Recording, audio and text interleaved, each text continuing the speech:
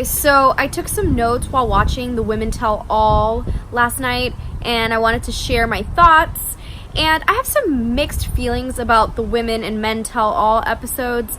I always feel that though sometimes they have entertaining parts, I feel like it's sometimes kind of a waste of time because it just goes in circles and it doesn't really get anywhere. Like the girls just continue arguing about the same things, like things don't really get resolved, and we don't really find out any really new information. Upon starting the episode, I immediately realized that Elise is not there. Not sure if she's just too mature for all of that, or if ABC didn't invite her back because she left the show. But, that was just kind of a disappointment. When they show the first ladies on that upper row, I'm like, who are these people? Like, I don't remember them at all. Yeah, because they left pretty early. I totally forgot about the sloth girl. I found myself having to Google a couple weeks in, and I'm like, what happened to sloth girl? And she had apparently gone home. The whole breakups and Bachelor past is funny and sad. I personally do not like watching the breakups. They make me uncomfortable. And how long is Colton in the shower? Is he showering backstage? Are they just using the same footage? I know he looks hot. I'm not complaining, but also okay, we get it. I actually missed Demi. I know she can be annoying and abrasive and just overall out there, but she's a Pisces like me, and I found that interesting. Not what I would have guessed, but okay, cool. Another Pisces girl. They took her up to the hot seat and she says she's promiscuous. I was like, yeah, not the word I would have used, but okay. She has balls, and I give her that. I give her credit for that. Then that whole fight with her and Courtney, who's irrelevant.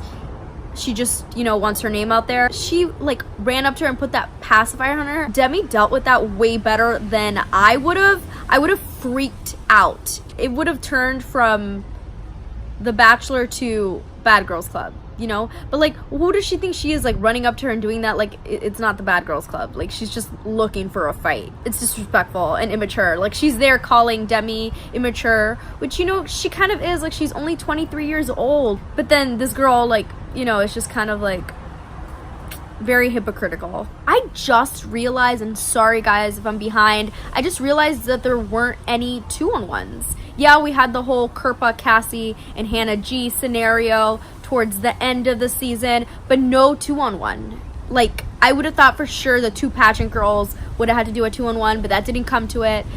I wonder if this was Colton's decision or production's decision. I don't know. But there was no 2-on-1, and it hasn't been discussed. And I'm like, whoa, what happened? The drama was hot. It was just the same drama repeated. So it wasn't, crazy. But people are still very upset about it. They showed all the drama, and everybody's faces are dead serious.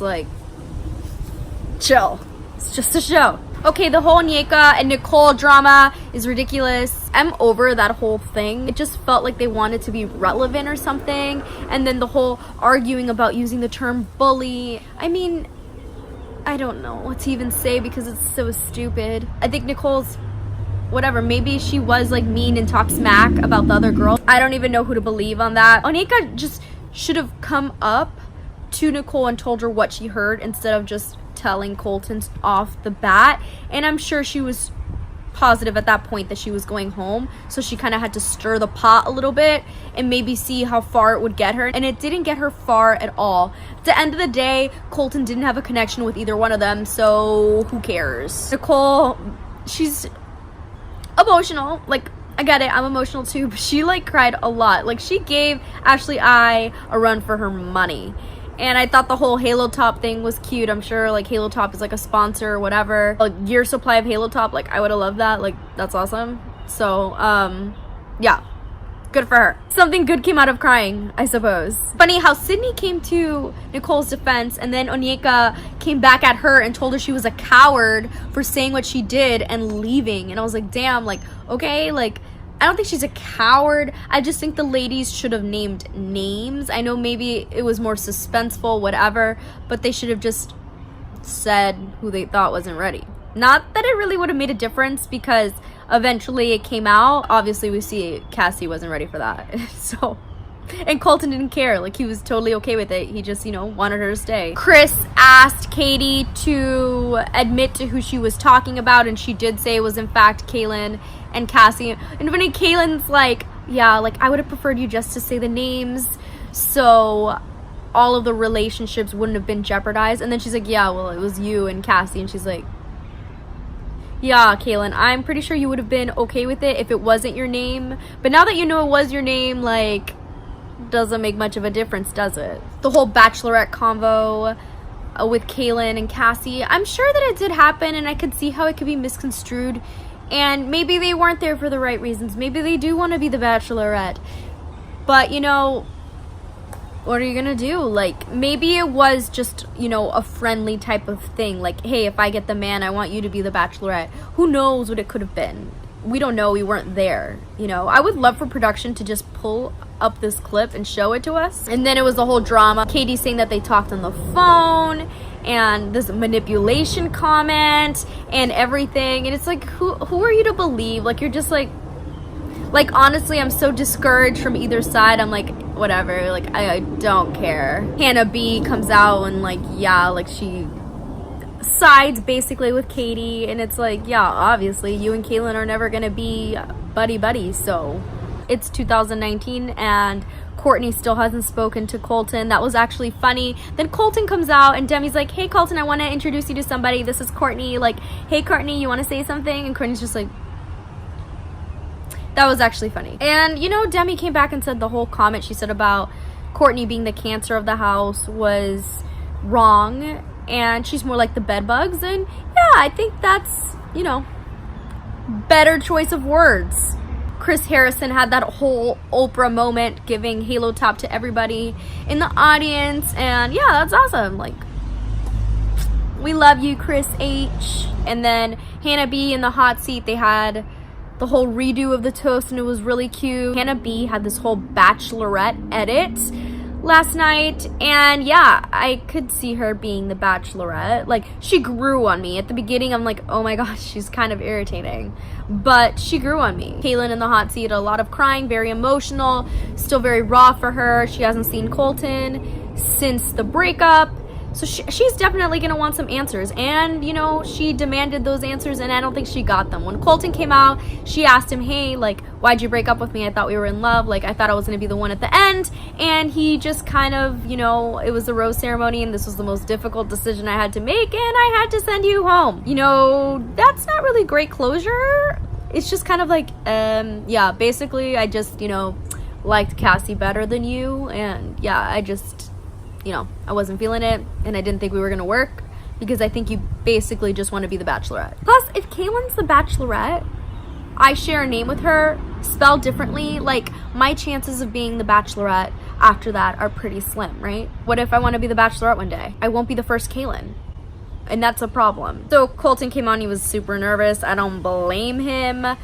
Honestly, I feel like if I was in his position, I would just come out and own it, because it is what it is. You make choices and nobody's perfect. You're always gonna have some flaws and make some mistakes, but I think he tried his best to be honest and open and be himself throughout the whole process.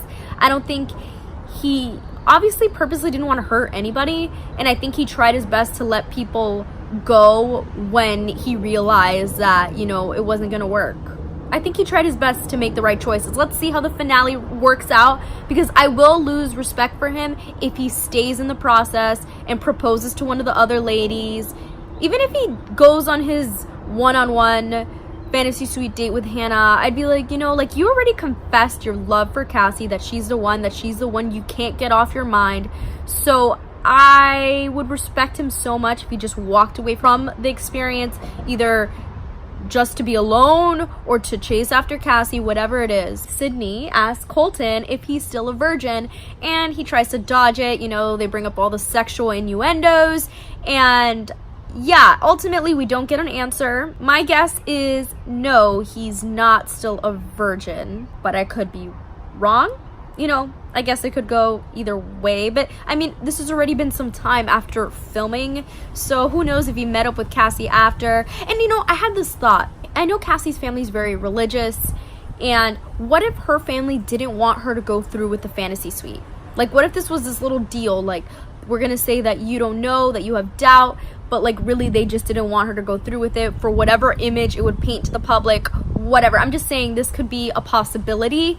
And maybe at that point she pulled out, like this was some type of agreement that she had with ABC and with production to just pull herself out, and then this is the big twist of the season, that it's so dramatic and so great and makes great television, and then Colton just follows her, you know, after, and they date, whatever, and they do whatever they want just to be away from the cameras and the limelight. I don't know, it could be a stretch. Maybe she's just honestly just not that into him, which is a possibility, because I mean, he didn't even stress the proposal on her. Like, he was just literally like, stay because I like you, and this could grow into something more. Like, you don't have to know right away. And she's just literally still like, bye, like, I'm gonna leave.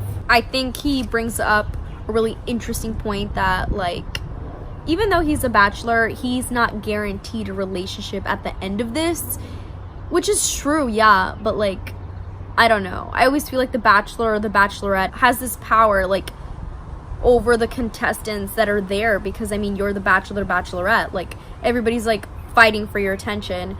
And it was interesting last episode to see him so vulnerable and so lost and disappointed that the girl that he was putting everything into, the girl that he wanted to be with at the end of this, walks away. The bloopers were really funny. Kirpa's butt hitting his face. I think they should leave them in the show because it makes it more real and natural, like those things happen in real life. Because then they leave it so it looks so staged with all the diary sessions and all of the perfection, where it just doesn't feel real. And yeah, we're just reassured that Colton can't dance, like Chris said. When they show him little, like, hey, like, you know what, I don't knock anybody if you can't dance, you just try, like, that's good enough. So yeah, I'm ready for the 2-night finale. Are you excited? Let me know your thoughts. What did you guys think about the Women Tell All? Over it? Thought it was funny? Were entertained? Or were you ready for it to be over? Let me know if you're excited for next week. And what do you think is gonna happen? Yeah, that's it.